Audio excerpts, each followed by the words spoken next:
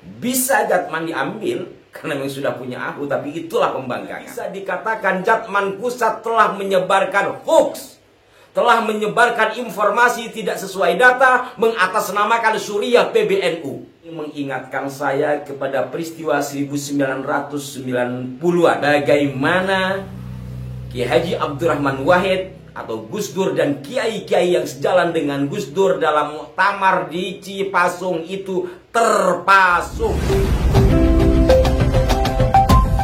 Assalamualaikum warahmatullahi wabarakatuh. Salam jumpa, salam sejahtera untuk Anda semua. Rahayu, salam persaudaraan dari kami Arasbila Channel.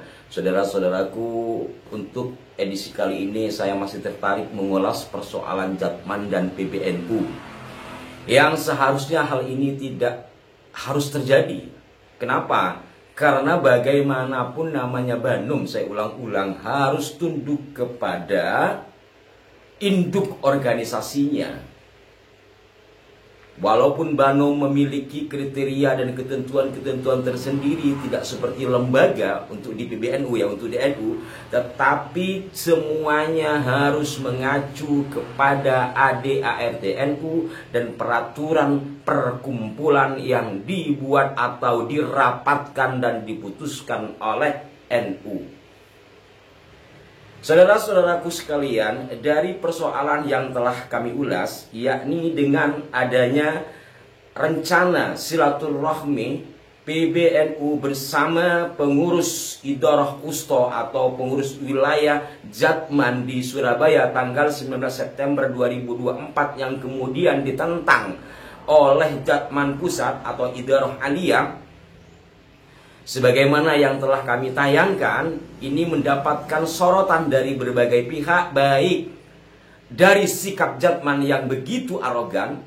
Jatman dalam pengertian secara organisasi di sini Idarah Aliyah ya, pimpinan pusat yang rois amnya adalah Abah Lutfi bin Yahya, sehingga ketika saya mengatakan Jatman adalah hitopnya ke sana, karena tidak semua anggota Jatman atau pengurus Jatman seperti yang kami ulas ini.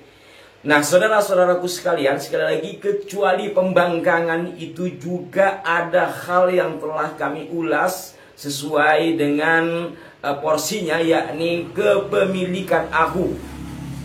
Sebagaimana yang telah kami ulas kemarin ya, dengan mengambil pernyataan dari senior saya Mas Taufik CH, SHMH.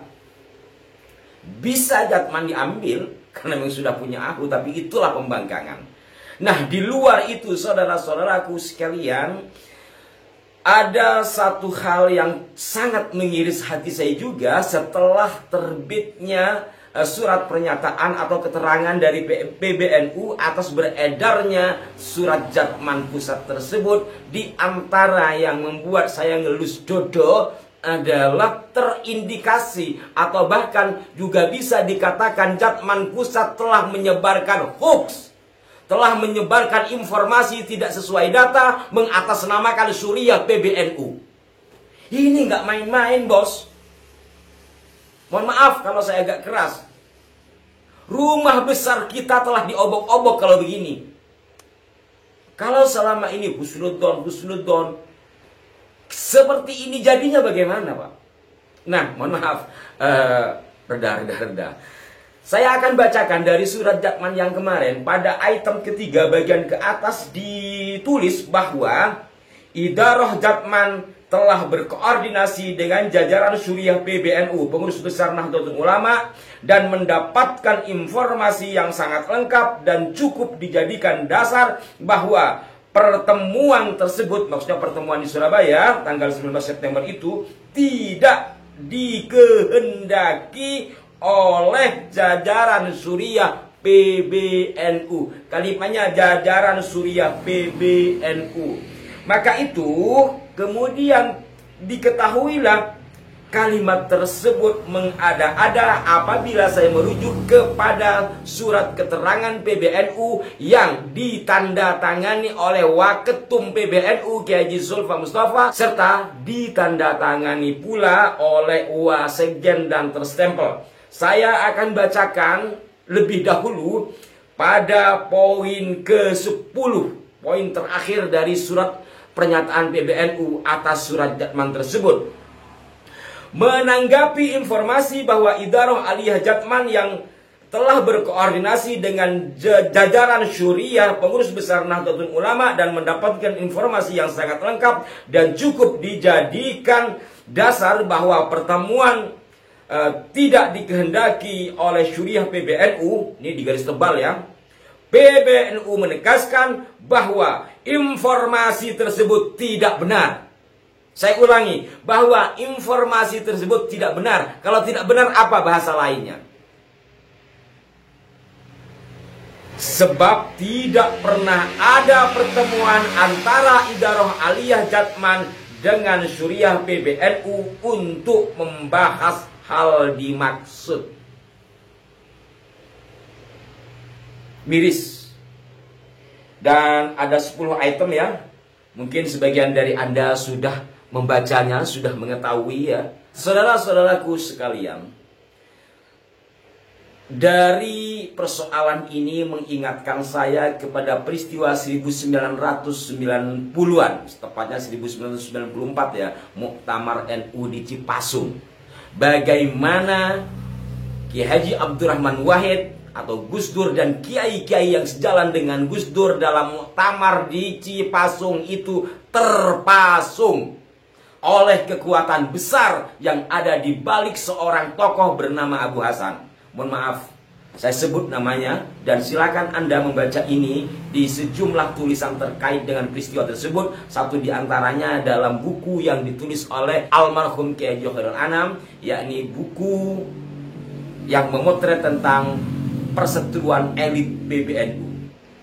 Anda kekuatan besar tentu merujuknya kepada Orde Baru. Bagaimana caranya supaya Gus Dur tidak kembali menjadi ketua umum PBNU? Sehingga dikerahkanlah berbagai kekuatan, tentu materi, dan juga penelusupan ke kiai-kiai NU sendiri. Mengingatkan peristiwa hari ini saya kepada peristiwa masa lampau itu. Mohon maaf kalau saya dianggap berlebihan, tetapi hal-hal seperti ini kita juga harus antisipasi. Bagaimana Banum memiliki AHU, memiliki Kumham sendiri, barangkali juga tanpa sepengetahuan dari PBNU sebagai induk organisasi. Bagaimana menurut Anda? Ini rumah besar kita semua. Dari sini pula mengingatkan saya dalam rapat tertutup kami dengan Pak Ian Halim Perdana Kusuma. Dan saya baru tahu tahun itu bahwa Pak Halim Perdana Kusuma itu berasal dari Madura. Dan Pak Ian ini putranya yang menjelaskan hal itu. Inti dari ini yang ingin saya sampaikan dari pernyataan Pak Ian ini sebagai mantan kepala BAIS pada saat itu adalah pilar-pilar kekuatan negeri ini. Bagaimana merontokkan NKRI, di antaranya adalah merontokkan kekuatannya. Baik kekuatan dalam pengertian persenjataan atau kekuatan kultural. Di antara kekuatan itu, versi Pak Ian Halim Perdana Kusuma adalah TNI dan TNU. Saya ingat betul, TNI dan TNU. Tentara Nahdlatul Ulama, yang dimaksud ya bukan Banser lah, bahwa kekuatan Nahdlatul Ulama ini sangat diperlukan untuk tetap menjaga keutuhan NKRI. Satu di antaranya ya, bukan hanya ini. Tentu kekuatan-kekuatan ormas lain yang menopang, yang memiliki ruh dan bekerja nyata untuk NKRI. Karena saya ini orang NU, mungkin yang saya ketahui, yang sering diobok-obok itu kan NU. Nah, kembali lagi pada persoalan inti, saudara-saudaraku sekalian. Dengan polemik ini, dengan persoalan ini, kami sebagai orang kecil yang ada di bawah dan bersentuhan langsung dengan warga NU di lapangan, mohon dengan sangat kepada PBNU untuk bersikap tegas, baik terkait hal ini atau terkait hal lainnya. Termasuk logo-logo yang kemarin Rakernas Lazismu mirip-mirip 212, itu jadi persoalan Pak Ketum di bawah. Mungkin di atas, itu seni. Di bawah jadi persoalan, bos. Atau tak langkung. Apalagi ini. Jatman. Organisasi Torikoh.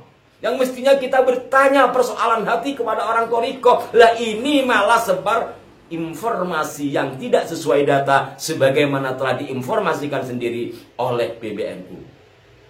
Mohon maaf jika saya dianggap berlebihan dan mohon maaf jika ada kekeliruan. Sampai jumpa. Wassalamualaikum warahmatullahi wabarakatuh.